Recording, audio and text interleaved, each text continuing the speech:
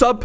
So I decided to make a bit of a follow-up video on my previous video where I showed you guys the technically newest Need for Speed game, which is called Need for Speed Assemble and is a Chinese exclusive mobile racing game that I have not had on my radar. And as it turns out, I actually missed a ton in my initial video. Like, there's so much more in this game that I didn't cover.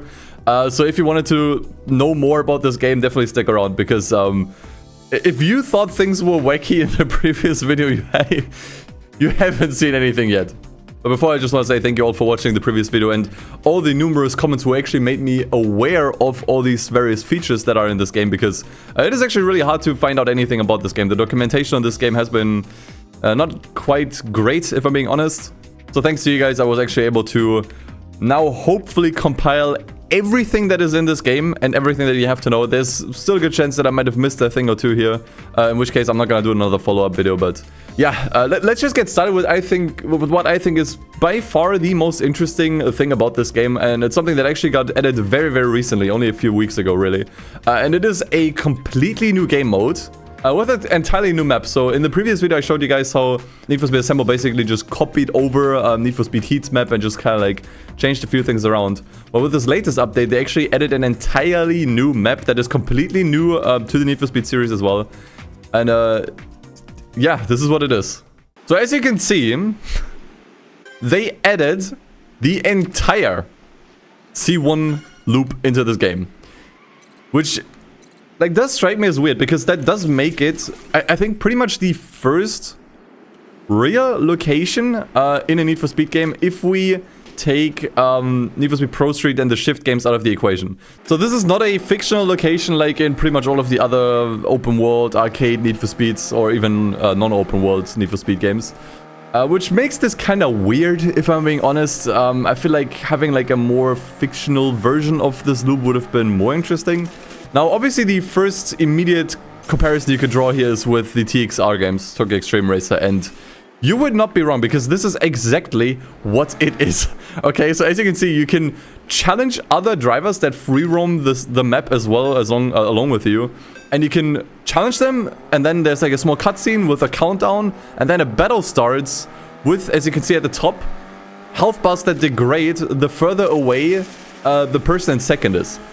And so this is just an, if it wasn't for the daytime here, like this is during the daytime.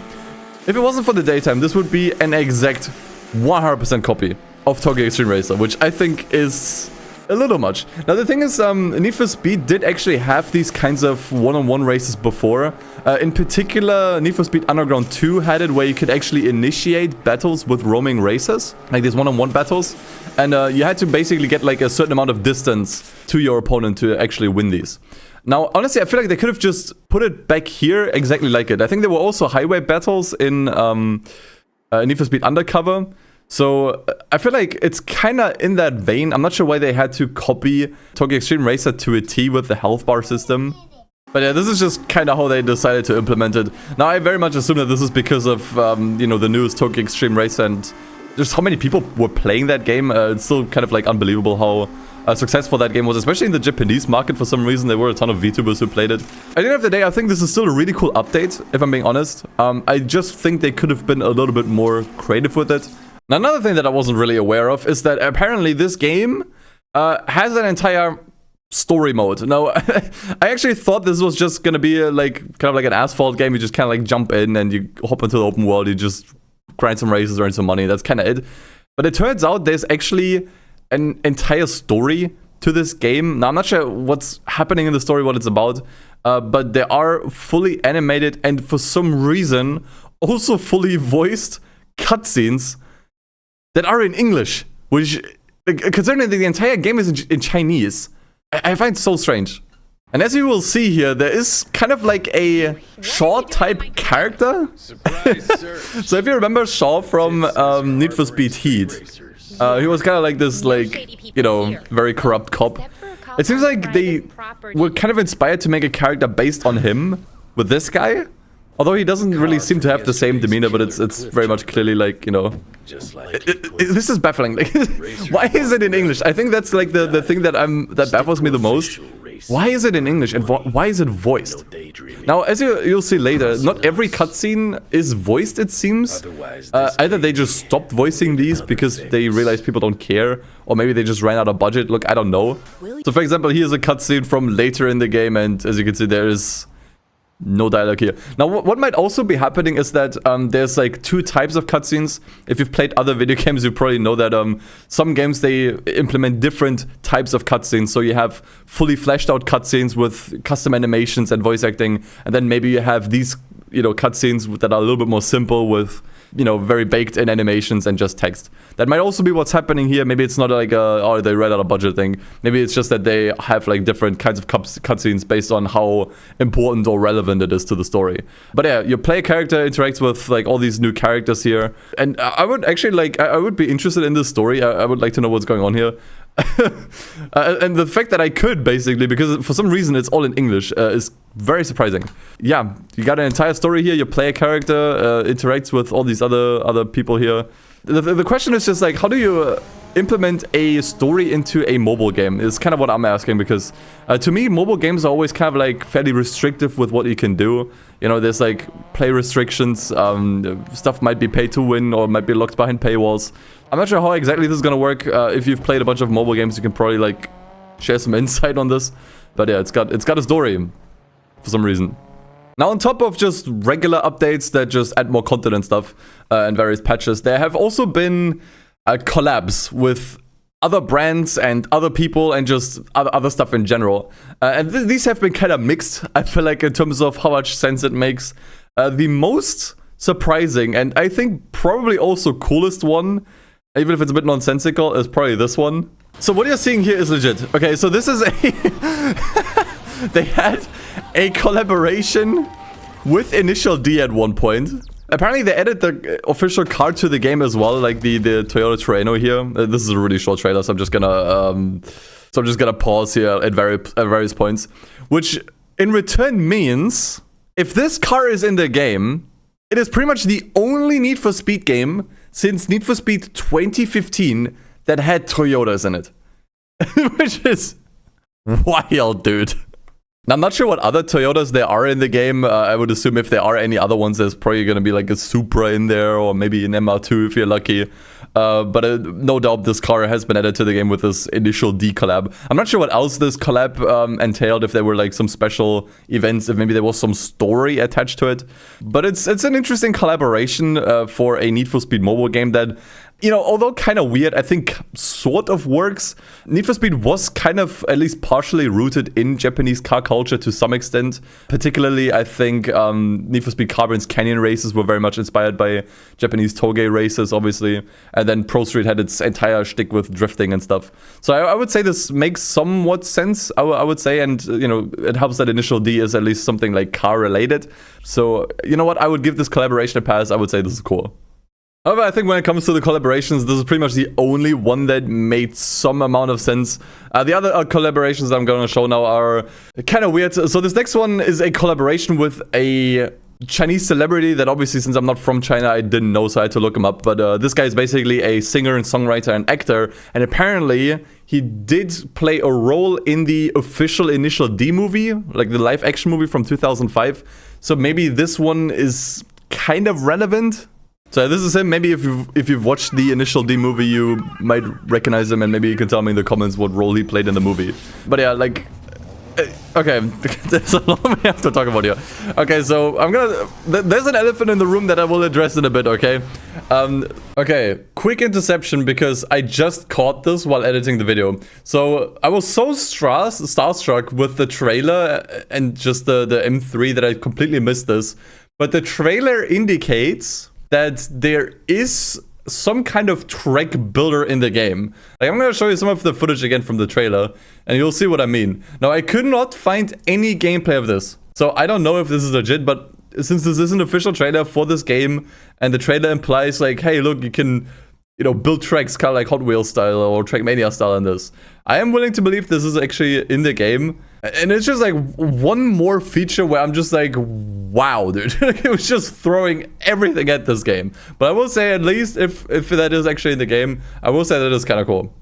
But let's just talk about this collaboration for now. Now, I think, like, having a collaboration with, like, random celebrities, it kind of strikes me as weird for Need for Speed. Honestly, like, I think the first game that did it really was Need for Speed 2015, where they had, you know, folks like Ken Block and various other people that are kind of prominent in the, like, car culture scene. Actually, now that I think about it, the first game that did it probably was Shift 2, actually. Shift 2 had collaborations with, like, various race car drivers that made cameos in the game. However, I think, you know, there's a difference between, like, race car drivers or people like Ken Block and just, like, random actors, you know. There's also kind of why I didn't really vibe with the A$AP Rocky implementation in Need for Speed Unbound, and I didn't really care too much about him. Because while A$AP Rocky might like cars, you know, it might be, like, a car guy and he might be, like, super into Need for Speed. It just, like, for the average player, it just doesn't make sense. You know, like, A$AP Rocky is a musician. And while I think, you know, music has been a big focus of Need for Speed in the past, especially, like, hip-hop music, so, you know, maybe you could kind of, like, argue, oh, yeah, that's because, you know, hip-hop and music and Need for Speed all goes hand in hand, so A$AP Rocky belongs. I feel like there's just so many better collaborations you could make, and I think the same also applies to this. It's just, like, a random popular actor from China. It's not interesting. And I don't think many people really cared about this, to be honest. However, with the latest season, and I'm gonna be honest, I'm not sure if this actually counts as a collab or what the hell this is. But a lot of you guys in my last video, not a lot, but like there were a few comments under my last video that kind of complained, so to say, that I called the game a Gooner game in the title, when I didn't really show any Gooner elements in the video. Once again, this is because I just didn't really know too much about the game while I was making the video. But then afterwards, while I was trying to make the thumbnail for the video, I found all of these images of like these women in like fairly revealing clothing, and I was just like, what is this?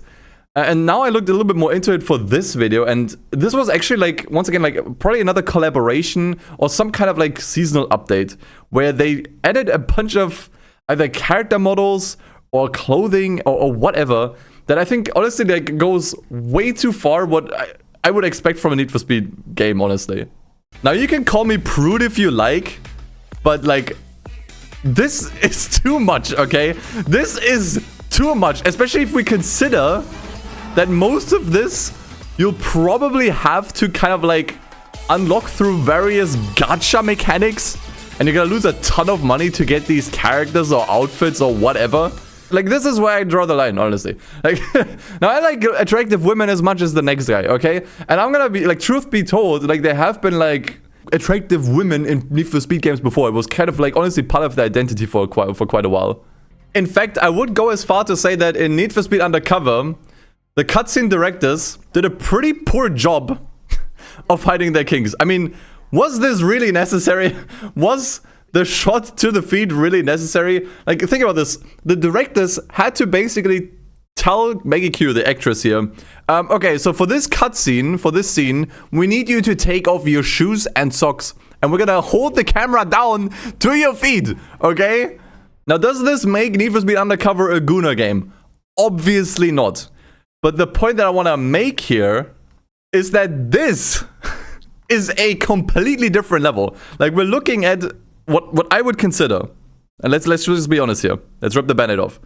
Sexually suggestive outfits, okay? Now, not all of these are. I think this one's fine. This one's just a nice dress. But then there's other stuff like this. This. And once again, you're probably gonna have to gamble for this. Like, keep this in mind. You're gonna probably have to gamble for these things, right? For these outfits or characters. I don't even know how this works. I'm sorry. This is a Gooner update.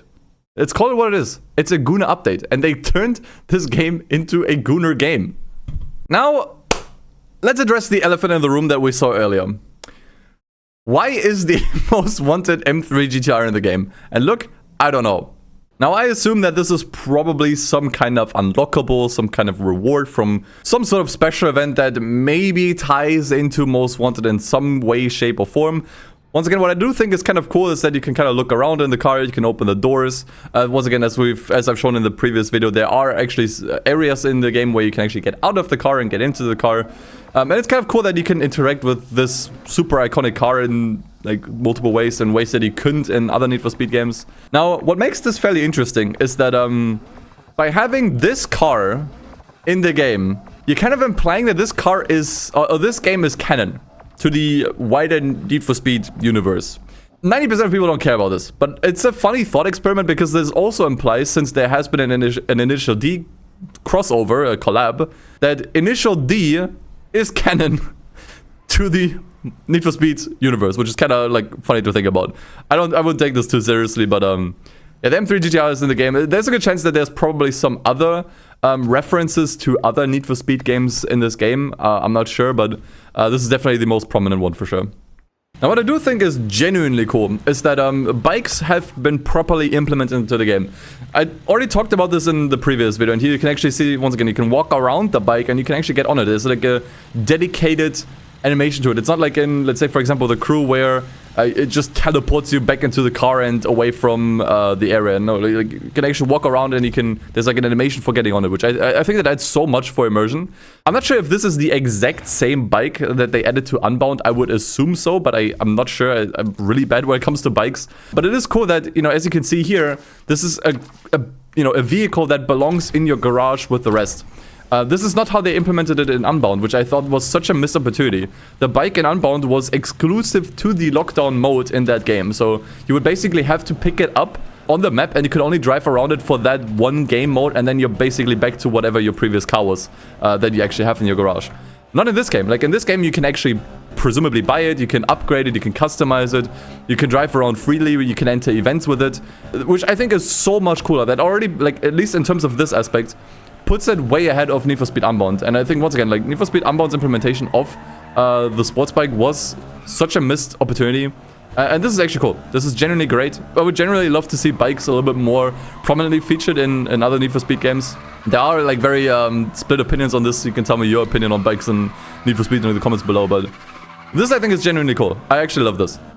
Now, when it comes to other update content, it has been a bit more mixed. I did show you the wingsuit jetpack races in the previous game. Once again, these seem to be completely optional, so if you don't like them and don't care about them, you can skip them.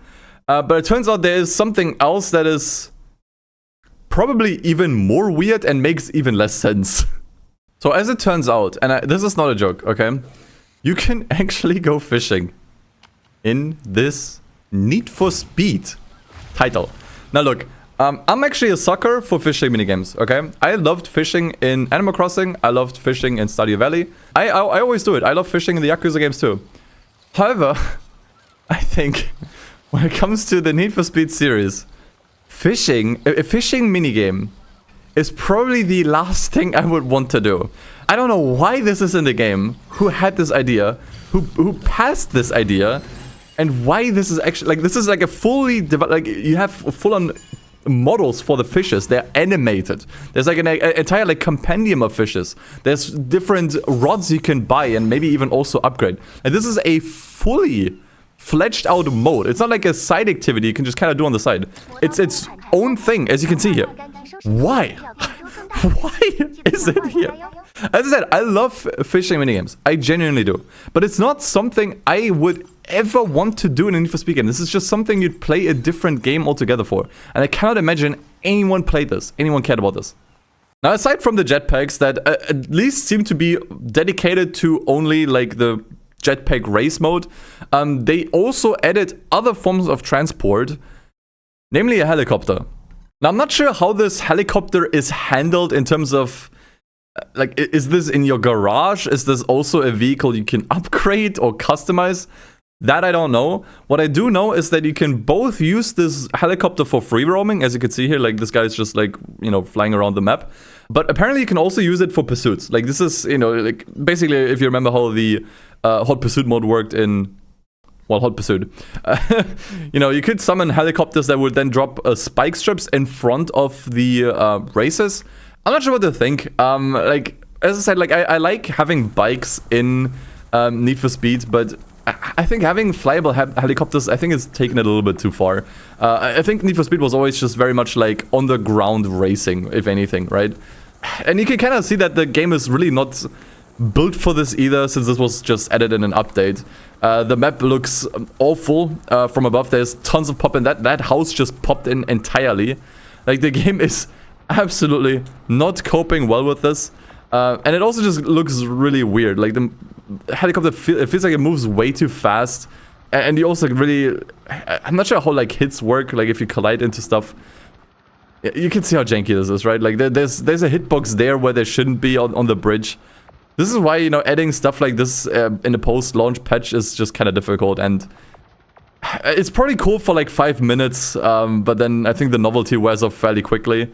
It's just weird. It's just weird, man. So yeah, I think that pretty much covers about everything I could find out about the Need for Speed Assemble. Look, at the end of the day, I don't think my opinion changed very much. I still think it's really interesting. It's a really interesting game that I would love to play for sure at some point.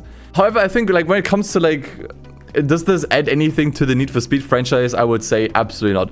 This is basically the Fortnite of racing games, if I have ever seen it. Like, with weird update content that doesn't seem to fit into the game at all. Weird celebrity cameos. Like, honestly, maybe it's not the Fortnite of racing games. Maybe it's more like the Call of Duty of racing games. Because modern Call of Duty is exactly like this, where they just add a bunch of nonsense that no one asks for. And a bunch of like celebrity cameos that do not fit at all to the series. That's kind of how I feel about this. Once again, that being said, it's still something that looks probably fun.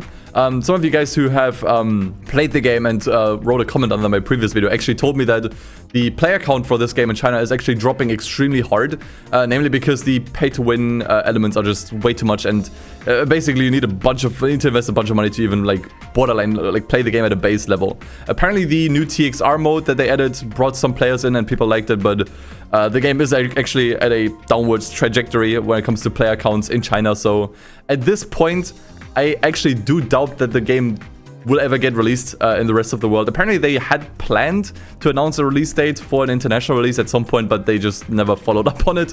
There was just never any update on this ever, so at this point it is doubtful that we will ever actually play this in an official capacity, at least in the wider international market. So this will probably forever be a really strange and weird piece of trivia in the Need for Speed series. And this has been an unbelievably interesting rabbit hole to go down. So yeah, that's pretty much all I could find on Need for Speed Assemble. If your opinion changed on this game, please let me know in the comments down below.